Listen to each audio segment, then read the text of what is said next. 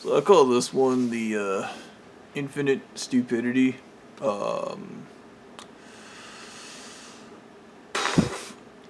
So it's been almost eight. I don't know how many years. I really don't. I was poisoned for heavy metals for that long. It can take 30 years for heavy metals to get out of your system. So I was poisoned for a very long, long time. And I call this infinite stupidity. Uh, when the shit with the perjury before it was signed, I was actually coordinating with the FBI and like I think the CIA and other people, and they were talking about de-grooming the church leaders. Yeah, they wanted, instead of putting them in jail where they belong, we were actually discussing psychological help because I don't believe in the prison system. Yeah. This is another reason why the majority of the church didn't go to jail where they belong. Um, is because during the negotiations, I decided that these guys are lead-brained idiots, and only the leaders needed to go to jail. So there was no coordination, which is why in Ackworth these guys started crashing into one another and killing one another at random, and it was because the coordinators were in jail. That's what the malignant narcissists do. They coordinate. So the infinite stupidity was is what I'm calling these events after they got me to sign the perjury, because there was just an army of people whose only thing they could tell me was pull the perjury, but couldn't offer me any help in any way. And some of them were threatening me. They're calling, telling me they're gonna kill me if I didn't pull the perjury. And like, I don't like, the contract I'm under was banned during the court case, and then it was unbanned. So I guess the Supreme Court knows how impossible it is to get anything done under the contract I'm under. But the church constantly sent idiots out. One of my favorites was a dude. The church had murdered this guy's wife and kid and all of his girlfriends, and then he joined the church, and he was telling me like, you need to surrender to a higher power, and he was trying to get me to surrender to Stu so Stu could fuck me in the ass. And this is funny because I was talking with the CIA, and they were explaining that kind of like how a cat pees on something and that becomes its property. When somebody gets raped, they become the property of the person that raped them. So the whole reason they rape you at the church is so you become their property and you become emotionally stunted. Yeah, there's a whole psychological effect. So if you're ever going to church and you got to get fucked in the ass, it's because they're trying to control you, and rape is about control. So I told him, no, thank you, brother. Only if, I told him, I was like, if Stu lets me shoot him in the head afterwards. And the guy was like, that's a tough sell. And he came back and he's like, well, what could we do to get you to join the church of the anal eating mummy? And I told him, I don't do religion, brother. And dude, they told me under my contract I had to sign up with them, so I signed up with the church. And they kept trying to get me to come in and let Stu rape me, and it just wasn't gonna fucking happen. I told him, you're fucking gay, brother. And this guy kept coming back and harassing me when I was at work, and I started getting annoyed with him. And I eventually just called him a pussy and a coward. Told him, like, you joined the church, you should have got in there good to find out who murdered your wife, and then murdered that son of a bitch. And I told him, I was like, if Stu wants me to join the church, he just has to okay that during their boring ass 2 hour long boring nonsense they do at the church, I can pull out a gun and just start shooting the members. And I was like, and we'll call it even. And the guy was, well, nobody joined the church because we offer them safety, and that would make it a very unsafe. It's a very unsafe environment. You see, the issue is the people in the church get themselves killed all the time for the church. They just scrub them out of the system. Yeah, that guy left. He's no longer a member. He moved on with his life. No, he's dead. Or they're dead, the woman or whatever. And we get into it, and I told him I just found it weird that these guys hate the gays so much because they're gay as hell. And then the dude started getting mad. And other members, I starting the conversation right there where I just be like, you guys are gay as hell and you can't admit it. And they started getting mad because gay is communism, black is communism, women is communism. Healthcare for all is communism. Holy shit. Yeah. Anyways, yeah, I was surrounded at work by lead-brained psychopaths that were degenerates. Like the woman they sent, she became a manager.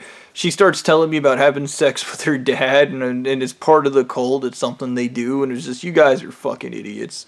Okay, sex is for reproduction, not plowing everything you fucking see because you have acceptance issues and you need to be accepted by everyone because your dad never accepted you, okay? And that is a problem with the malignant narcissist. They have to be accepted by everybody on every level all the time. Once again, it's unconditional love and they want it so bad. Oh my god, it's stupid. It really is. It's just fucking dumb. Yeah, and they start trying to explain to me they're more than just a human trafficking ring. They're more than just a bunch of losers who do drugs while they constantly, while talking to me, do this. Yeah, all of them. All of them drug heads. All of them fucking crackheads. All lead-brained addicts. Continuously doing drugs to talk to me for 4 or 5 seconds, which is funny because the leader of the church has to do drugs to do spiritual stuff, but these guys had to do drugs just to have a conversation with me. A big problem is I'm a straight talker. I don't bullshit. I just relatively get it done. You know, very much Gordian knot psychology. The Gordian knot's a thing with Alexander. All of his men are trying to untie it. Alexander just takes a sword and cuts it in half. And these people, they speak sideways, and it's probably one of their biggest tells is none of them can give you a straight answer, even like Anal Eaten Mummy God and everybody in the church. Nobody can just be forthcoming and straightforward with you. It always has to be sideways. It always has to be non-committal. They can't say either or. There's no black and white. It's always some kind of gray smudge. And these guys continuously try to convince me. And it's funny, they send out Smurfy, and she's like, oh, you're hung up about murder. Murder isn't so bad. And I was like, so you're okay with me killing you? Well, no. I was, oh. Well, you seemed real all about it until right up until I said I was going to do it to you. And there's just complete awkward. Like, I'll bring in a paper tomorrow. It'll say, like, you don't want any legal means pursued against Bobby after he murders. No, we're not doing that. What is with you people? Do unto others as they do to you. Okay? If you want murder, you get murder. You don't get to murder and then not get murdered, okay? Like, holy shit. Yeah. And this is the thing, like, much like Max and Fury Road, like, you really feel that, like, these guys are idiots and they're gonna follow you everywhere. And they're superior, but they're somehow stupid as fuck. And they're funny because they want respect, but they also want to behave like imbeciles, but they want respect. And they want everything both ways every time. You can't communicate with them in any meaningful way because everything's backwards, everything's under threat, everything's like, oh, I'm trying to have a conversation with you, but I'm also going to shoot you in the head. Like, fuck off. The smugness was one of my favorites. These guys are just very smug until, like, they fuck up, and then it's all panic and screaming and throwing a tantrum. Interfering during me trying to pull the perjury is continuously poisoned with fucking heavy metals at every fucking turn because they're stupid, and when they meet intelligent people like me, they don't like it. There's a thing in 1984 where they're like, ignorance is strength. That's these people. Being stupid is strength, okay? So, holy shit, dude. I don't know how you do gotta be kind of in awe because these people are mindless drones, like stupid bees that do whatever the church leader says. The church leader tells them to feel some way, they feel some way. Tells them to do something, they do it. They are the masters of taking it in the ass, both physically, mentally, and actually. On every level, they just take it in the ass, and the church leader tells them that's a good job, good dog. Like, oh my gosh, like, there is no seemingly end to these people, like,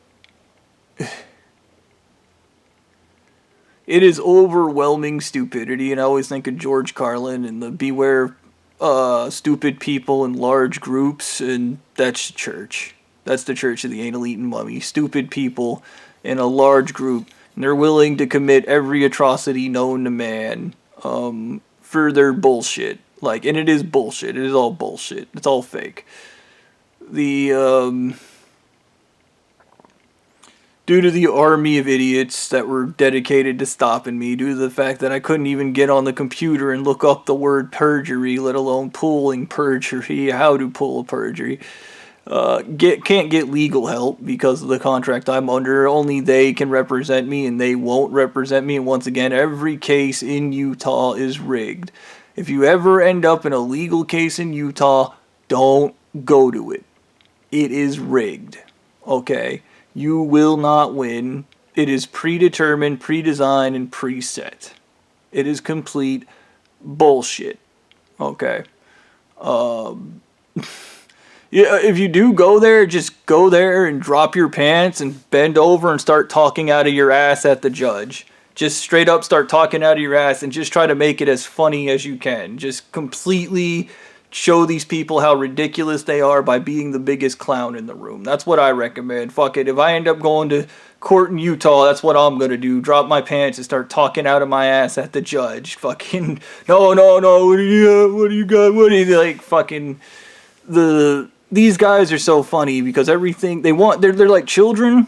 There's like the idea of a child who makes a threat and thinks like they're getting respect, and then the adult just slaps them. But the problem is they're full-blown adults, and you can't just slap them. And they make it to the point you can't communicate with them in a meaningful way. Everything's got to be traumatic. Everything's got to be violent. Everything's got to be stupid. Okay, you got to have overwhelming force and violence to deal with them. And then when you blow off a leg, they bitch and scream and bitch and scream. Like, why did you do that? Because you had it coming and you wouldn't listen. Okay? There is no other way. And I think about it, like, during the court case, I remember the Nazi guys kept calling me and telling me being nice to them is a mistake, and that is a mistake. If ever given the opportunity, I will definitely not be making again. Okay? Like,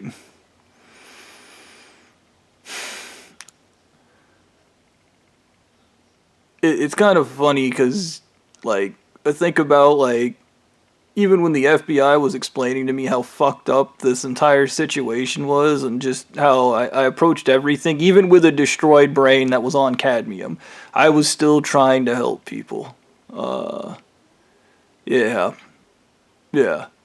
And it kind of almost cost me everything. And I mean, like, my family, myself, my friends, like, trying to help these disgusting creatures. And I do believe, like, I'm a funny person because I think in the first Mad Max, there's the quote, if you can't fix what's broken, you'll go crazy.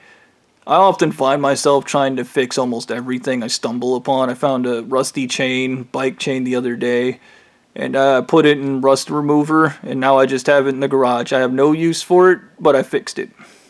Okay. I've been working on my father's Cherokee, and anything that's broken, I always try to fix it. And I think my issue is there's just something. This is something I can't fix. Okay, and I believe this is one of those things that can't be fixed to the point that it needs to be destroyed.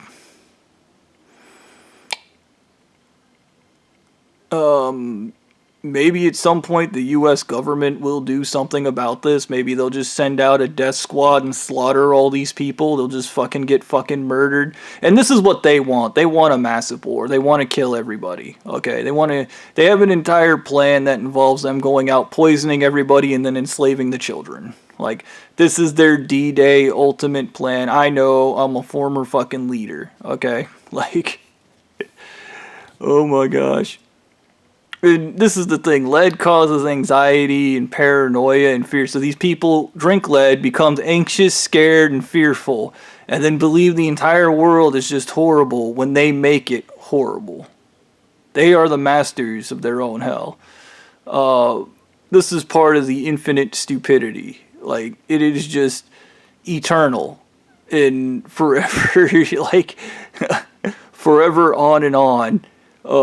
It's a bad idea to drink heavy metals. it alters your psychology. You're not you when you're on heavy metals. Okay. Yeah. Yeah. And they're idiots. Yes, they believe they drink the lead. I can be a psychopath and murder people like the cool guy on television. It's a good idea. Until they murder the wrong person. Until they really fuck up. And they have to really fuck up, okay? It has to be really fucking bad. It has to be really fucking horrible, okay? You don't understand, like, the shit with Officer Fred and continuously handing me poison coffees, and I handed out 12 poison coffees to innocent people, and what did he do? This is your fault? No, it's your fault. Okay, you shouldn't be trying to murder people to begin with, alright? You're a dumbass. That's a fact. That's not me being a cock. You're a dumbass. Those people are dead because you're a dumbass. And everything's your fault when it's their fuck up because they don't have accountability. They don't do agency, okay? Like... And they get everything wrong. That's another thing that kills me, is talking to these people. They don't like thinking because thinking hurts. They don't like doing any of the smart people stuff. They just want to be stupid, and stupid is like an addiction for them. Being the dumbest people in the room makes them feel amazing. And being stupid and in control is like an orgasm for them. Like, and part of that control is the unconditional love, and that's all these people want, is a fucking hug. And it's funny because I give out hugs. I'm a hugger by nature. So I give these people hugs, but they're not happy because they'll never be happy because they approach love as if it's some type of drug. Okay? Some type of dopamine fix, some type of high. They don't understand it, and they don't want to because they don't want to process their emotions. Oh, man. Yeah, hopefully, dude, I will never be president, but if I was president, it would start by, I'd say we're resuming nuclear testing in Utah, and then I wouldn't warn them. Yep. They would go, what's that in the sky? And then President Bob would go, what is that in the sky?